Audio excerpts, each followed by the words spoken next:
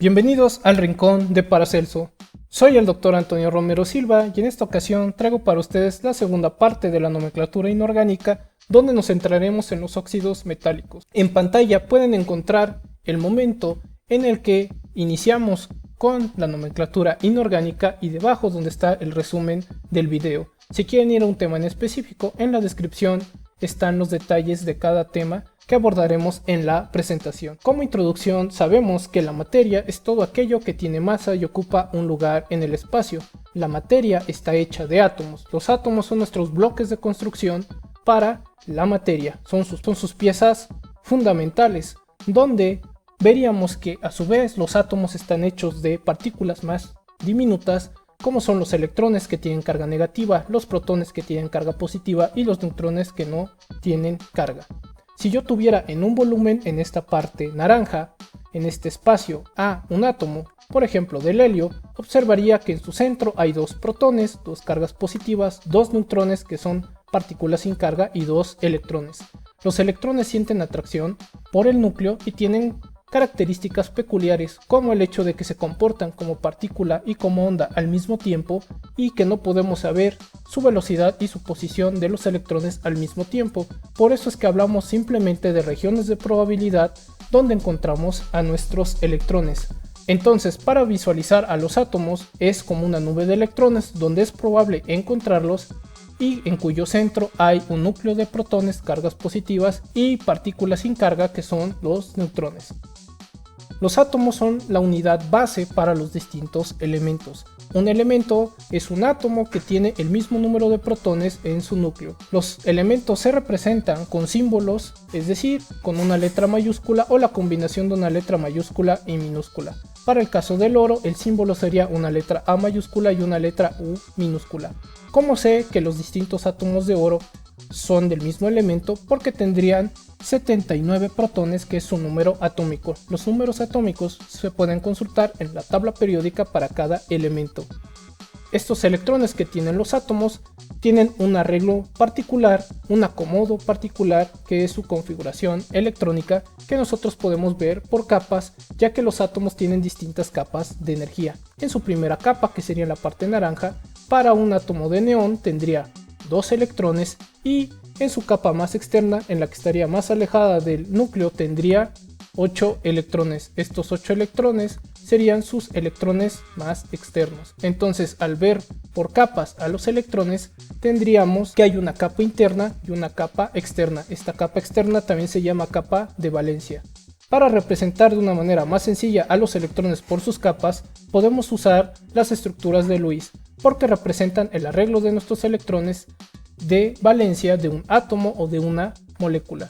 Entonces, los electrones que están más cercanos al núcleo, estos dos, y la parte del núcleo con los 10 protones, se representa con el símbolo del elemento, que para el neón es Ne, y los 8 electrones de la capa externa es cada una de estas esferas, cada uno de estos puntos, que son 8 en total, que están alrededor del símbolo. Cuando se van combinando los distintos átomos, se da paso a los enlaces químicos, que son la fuerza de atracción duradera, ya sea entre átomos, iones o moléculas, que da paso a los compuestos. Los compuestos es cuando se unen dos o más átomos de distintos elementos. Uno de estos enlaces es el enlace iónico, donde se transfieren electrones. Por ejemplo, el sodio le está transfiriendo un electrón al cloro y el cloro ahora completa 8 electrones en su capa de valencia. Cuando un elemento tiene 8 electrones en su capa de valencia o logra tener 8 electrones en su capa de valencia, se dice que cumple la regla del octeto y se hace más estable. Entonces ahora, al perder un electrón, el sodio tiene una carga positiva y al ganar un electrón, el cloro tiene una carga negativa. Entonces lo que acabamos de representar con la transferencia del electrón del sodio al cloro es el enlace iónico. Un átomo ha transferido un electrón a otro átomo y esto ha hecho que estén atrayéndose el uno al otro de manera duradera, entonces hay un enlace. Si nosotros ahora observamos lo que pasa cuando tenemos a dos hidrógenos unidos, aquí se comparte un par de electrones. Cuando un par de electrones se comparte, podemos verlo con una línea que representa esos dos electrones.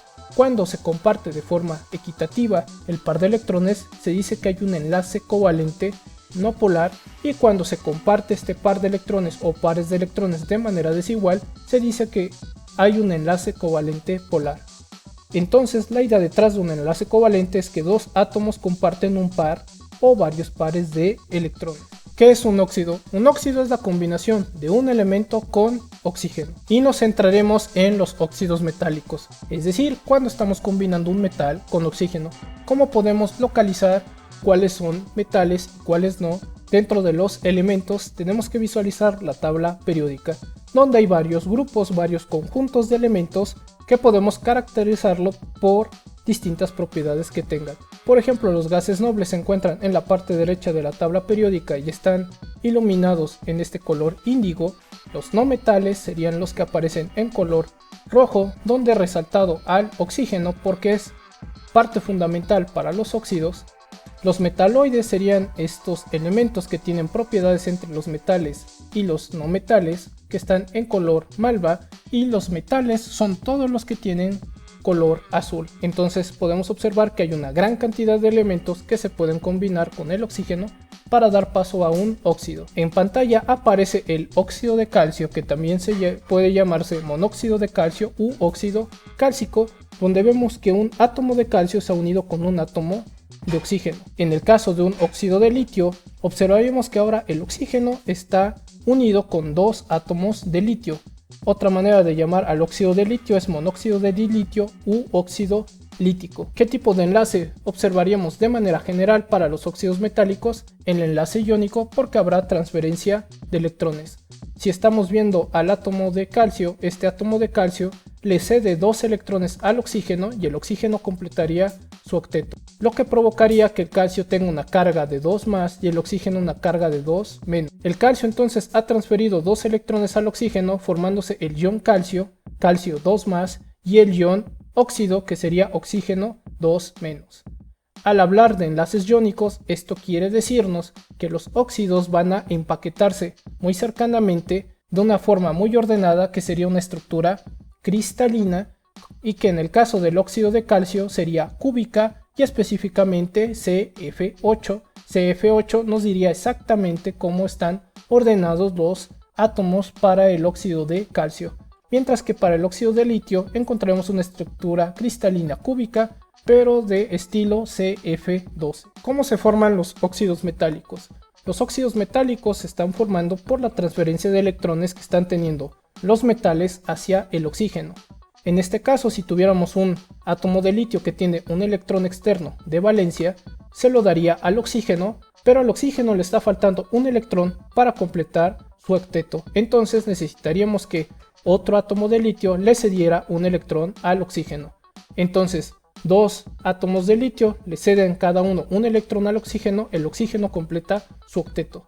Veríamos que el oxígeno tendría una carga de 2 menos y que cada litio tiene una carga de más 1. Dos litios con carga de más 1 sería más 2 en total, menos 2 del oxígeno sería una carga total de 0. Entonces lo que observamos, cada átomo de litio transfirió un electrón al oxígeno, formándose los iones litio, litio más, y el ion óxido 2 o 2 menos. El de calcio lo habíamos visto anteriormente, el calcio le cede 2 electrones al oxígeno, lo que hace que el calcio tenga una carga de 2 más y el oxígeno una carga de 2 menos. 2 más porque ha perdido 2 electrones, el oxígeno 2 menos porque ha ganado 2. Entonces el calcio le transfirió 2 electrones al oxígeno, formándose el ion calcio 2 más y el ion óxido 2 menos. En el caso del aluminio es un caso muy particular que observaremos. El aluminio tiene 3 electrones de valencia, 3 electrones en su capa más externa. Si le cede 2 electrones a un oxígeno, entonces el oxígeno ha completado su octeto, pero al aluminio le sigue sobrando un electrón, entonces voy a traer otro oxígeno. A este oxígeno le doy un electrón, pero ahora a este oxígeno de en medio le falta un electrón para completar su octeto, entonces voy por otro átomo de aluminio y le cede un electrón, de tal manera que ahora este oxígeno del centro tiene 8 electrones. Si yo tomara un tercer átomo de oxígeno y el aluminio le cede 2 electrones, vería que ahora estos 3 átomos de oxígeno completan su octeto y los aluminios han perdido todos sus electrones. Los aluminios terminan con una carga de 3 más al perder 3 electrones y los oxígenos, al haber ganado cada uno 2 electrones, tienen una carga de 2 menos. entonces se forman los iones aluminio 3+ y los iones óxido 2-. Podemos observar que la carga total es de 0 porque -2, -2 y -2 sería -6, más 3 de un átomo de aluminio más 3 del otro átomo del aluminio terminaría en 0. Una manera más sencilla de saber cuántos átomos hay involucrados es intercambiando los números de oxidación que tienen, es decir, si yo tengo litio y oxígeno, donde el litio es +1 y el oxígeno es -2, al intercambiar los números, observaría que el litio ahora tiene un valor de 2 y el oxígeno un valor de 1. Entonces hablaríamos que hay 2 átomos de litio por cada átomo de oxígeno, que es lo que observamos en la parte izquierda. Si lo hiciéramos con el calcio y el oxígeno, calcio tiene 2+ en su número de oxidación porque pierde 2 electrones, el oxígeno 2- porque gana 2 electrones. Al intercambiar veríamos calcio 2, oxígeno 2, y reduciendo esto al mínimo sería que por cada átomo de calcio hay un átomo de oxígeno, como puede observarse arriba. Finalmente, para el aluminio, donde vimos que hay 2 aluminios por cada 3 oxígenos, al intercambiar los números de oxidación, aluminio 2, oxígeno 3, nos dan los números para cada uno, como vimos a la izquierda. Entonces la fórmula para el óxido de aluminio sería Al2O3. Recordemos que las fórmulas químicas nos ayudan a conocer qué elementos están uniéndose y cuántos átomos de cada elemento se están involucrando. De forma general veríamos 3 nomenclaturas principalmente. Una de ellas es la de la IUPAC, que es de manera sistemática, donde vamos a encontrar el uso de prefijos como mono, di, tri, tetra, que nos están indicando la cantidad de átomos de cada elemento. Mono 1, di 3, tri 3, tetra 4, penta 5, etcétera, etcétera. Para la nomenclatura stock se usan números romanos, donde estos números romanos están entre paréntesis y ponemos el estado de oxidación, el número de oxidación, el número de electrones que está ganando o perdiendo un elemento, donde este elemento va a ser aquel con el nombre específico. Para la nomenclatura tradicional encontraríamos el uso de prefijos y sufijos, es decir, alguna sílaba o un conjunto de letras que se pone antes de una palabra es un prefijo, si se pone al final como una terminación es un sufijo, para indicar el estado de oxidación del elemento con nombre específico. Ahorita aclararé a qué se refiere esto con nombre específico. Si nosotros usamos la nomenclatura sistemática para los óxidos, tendríamos que se usa el prefijo, ya sea mono, di, tri, tetra, las palabras óxido de, más el prefijo en caso de que sea necesario, más el nombre del elemento. Si yo por ejemplo tengo Li2O, para referirme al monóxido de dilitio, este nombre monóxido me habla que hay un oxígeno y dilitio me habla que hay 2 litios, como podemos ver en la fórmula. Si nosotros tenemos al monóxido de calcio, hablamos que hay un átomo de oxígeno para el calcio, y esto es correcto, un átomo de calcio por cada átomo de oxígeno. En el caso del trióxido de aluminio, trióxido está haciendo referencia a 3 oxígenos, dialuminio a 2 aluminios, y esto es correcto si vemos la fórmula.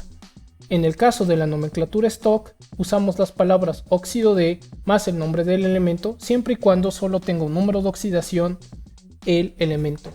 Si tenemos al óxido de litio, hablamos de que el oxígeno se está combinando con el litio. Óxido de calcio, el oxígeno se combina con calcio, y óxido de aluminio, el oxígeno se está combinando con aluminio. La parte del nombre específico está haciendo referencia al metal, en este caso para los óxidos.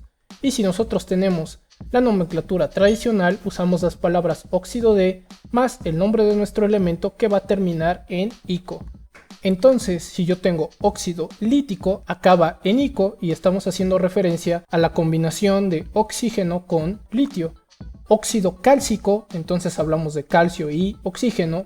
Y óxido alumínico, estamos hablando de aluminio con oxígeno. La importancia de la nomenclatura es hacer referencia a los elementos, donde de manera general vemos que para los óxidos siempre aparece esta palabra. óxido, y aparece de alguna u otra manera el nombre del elemento con que se combina, ya que en la nomenclatura también nos indica cuáles elementos están involucrados e incluso cuántos átomos están presentes, como lo vimos para la sistemática. Ahora tenemos que ver qué sucede cuando hay más de un estado de oxidación, cuando un elemento puede tener casos en que pierda más electrones o menos electrones. En este caso, si nosotros nos vamos a la nomenclatura UPAC, quedaría igual: prefijo más óxido de más prefijo en caso de que sea necesario más el nombre del elemento.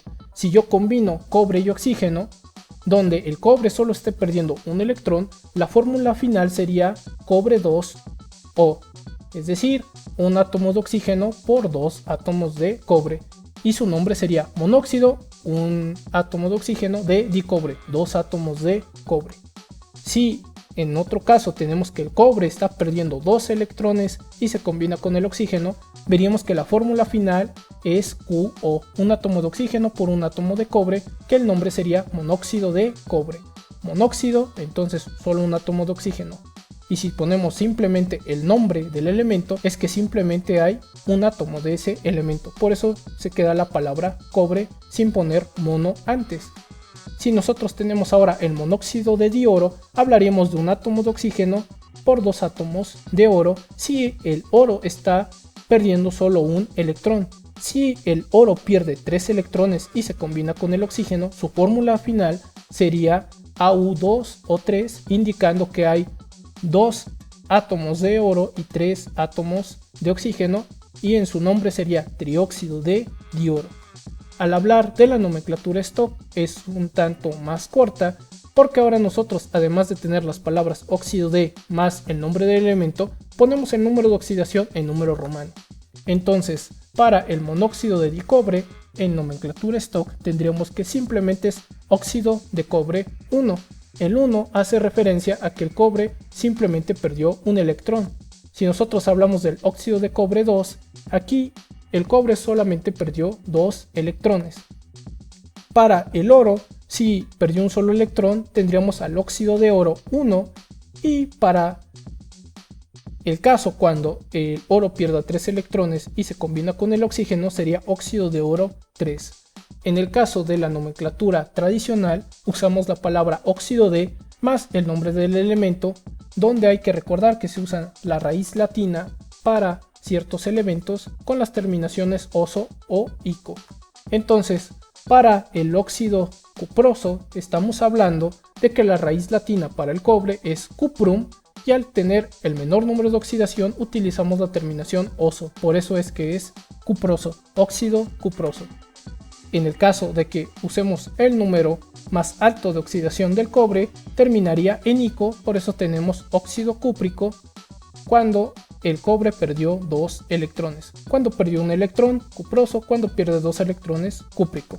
En el caso del oro, cuando pierde un electrón, termina en auroso, porque el oro viene de la raíz latina aurum, entonces al sumarle oso, termina en auroso.